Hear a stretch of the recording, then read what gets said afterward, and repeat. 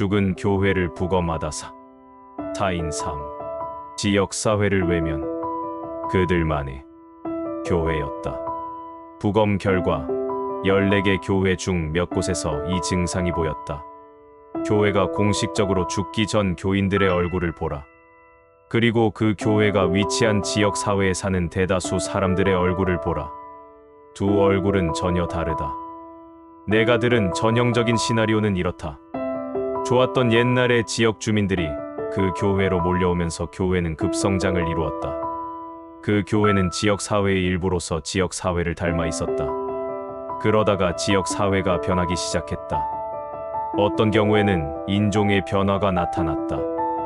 연령대가 달라진 경우도 있었다.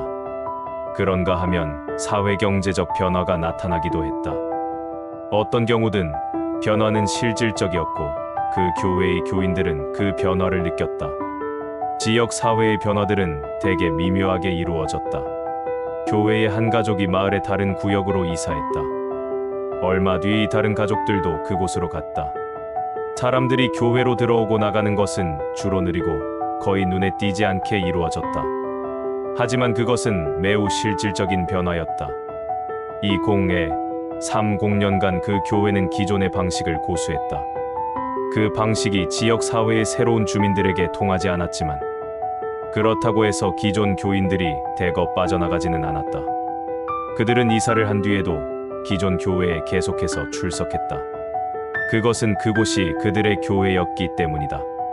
하지만 자녀들, 특히 손자들은 달랐다. 이 세대 중 일부는 고향을 완전히 떠났다. 고향을 떠나지 않았지만 그 지역의 다른 교회로 떠나간 이들도 있었다. 그들은 자신의 교회로 생각되지 않는 교회까지 멀리 차를 타고 갈 필요성을 느끼지 못했다. 그렇게 그 교회는 죽음을 향해 걸어가기 시작했다. 한 가족이 빠져나갈 때마다 그 교회는 조금씩 쇠퇴해 갔다. 그리고 물론 교인들의 연령대는 점점 높아져만 갔다.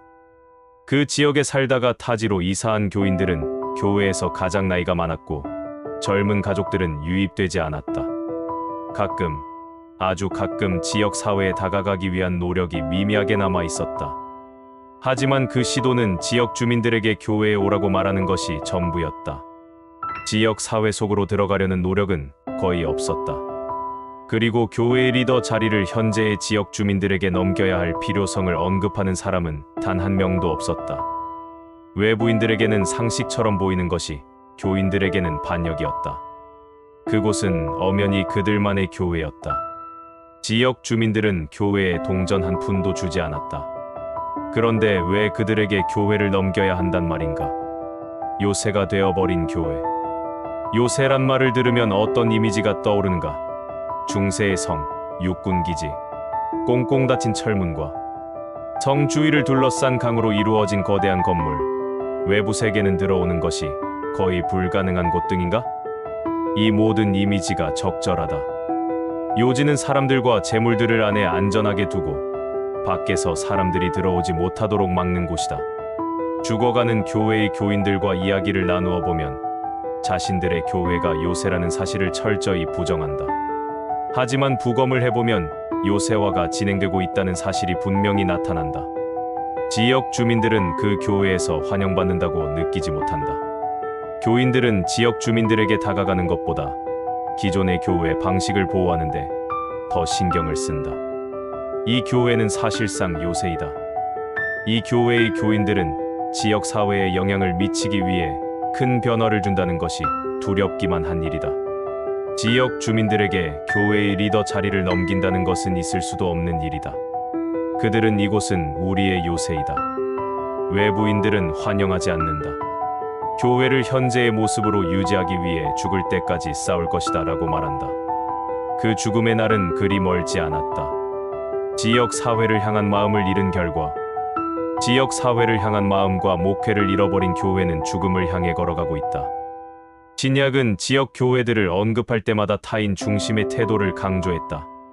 바울은 빌립보 교인들에게 남들의 일을 자신들의 일인 것처럼 돌보라고 말했다. 그러므로 그리스도 안에 무슨 권면이나 사랑의 무위로나 성령의 무슨 교제나 긍휼이나 자비가 있거든 마음을 같이하여 같은 사랑을 가지고 뜻을 합하며 한 마음을 품어 아무 일에든지 다툼이나 허영으로 하지 말고 오직 겸손한 마음으로 각각 자기보다 남을 낮게 여기고 각각 자기 일을 돌볼 뿐더러 또한 각각 다른 사람들의 일을 돌보아 나의 기쁨을 충만하게 하라빌 이 일에 무슨 말인지 이해했는가? 활발하게 살아있는 교회들은 주변 사람들의 일을 돌본다. 그 교회들은 지역 사회에 관심을 갖고 남들에게 문을 열어준다. 하지만 죽어가는 교회들은 자신의 보존에만 관심이 있다. 그 교회들은 특정한 교회 방식에만 관심을 가진다. 그 교회들은 자기중심적이다. 지역 사회에 대해 문이 닫혀 있다. 더 슬픈 사실은 죽어가는 교회의 교인들이 하나님이 찾아가 섬기라고 명령하시 이들에 대해 문이 닫혀 있다는 사실을 고집스럽게 인정하지 않는다는 점이다. 우리의 부검 결과 어느 시점에서 그 교회들은 지역 사회로 찾아가 섬기는 일을 멈추었다. 우리가 그 사실을 어떻게 알 수 있었을까? 그 교회들은 자신들이 위치한 지역을 전혀 닮아 있지 않았다. 설사 그 지역을 닮아 있다 하더라도 주변 사람들을 섬기는 일을 그만두었다. 하나님은 우리에게 아닌 밖을 보라고 명령하셨다. 우리의 부검 결과 그 교회들은 자기중심적으로 변해 자기 만족을 추구하고 있었다. Prayer. 결단기도. 하나님, 제 교회와 저에게 지역 주민들을 향한 마음을 주십시오. 사람들을 하나님 아버지의 눈으로 보게 해 주십시오. 이 지역의 주민들이 우리를 이끌고 가르칠 수 있도록 이 교회를 내려놓을 용기와 지혜를 주십시오.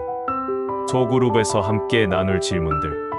1점. 당신의 교회는 지역 사회로 나아가 섬기기 위해 노력하고 있는가? 지역 사회를 더 잘 섬기기 위해 권한까지 포기할 자세가 되어 있는가? 답을 하고 거기에 대해 설명해보라. 2점. 교회는 언제 요새처럼 행동하는가? 3점. 빌립보 교회에 대한 바울의 권고는 지역 사회에 영향을 미치려는 오늘날의 교회들에 어떻게 적용되는가?